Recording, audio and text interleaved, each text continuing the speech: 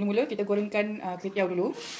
Letak sedikit sos tiram, letak sedikit kicap, letak lada sula, letak sedikit minyak. Gorengkan sekejap. Okey, dah goreng sekejap macam ni, asingkan dulu ya. Okey, untuk buat kuah dia, tumiskan 1 biji bawang besar, 3 ulas bawang putih ya. Okey, bila bawang dah sedikit garing dan naik bau, boleh masukkan daging. Okey, daging ni Cik Okit dah siap rebus ya, dia dah empuk. Okey, lepas tu boleh masukkan air. Masukkan kicap manis.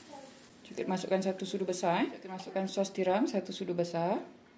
Okey, nak pedas boleh masukkan sedikit sos cili Cik Okit masukkan setengah sudu besar Okey, Cik Okit masukkan 1 ketul cube daging. Masukkan sedikit garam. Kuah dah mula mendidih, Cik Okit masukkan sayuran. Cik Okit masukkan carrot, bunga kobis.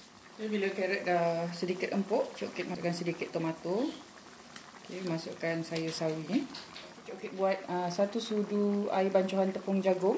Okey, masukkan. Ikutlah kita nak pekat macam mana Lepas tu masukkan lada sula.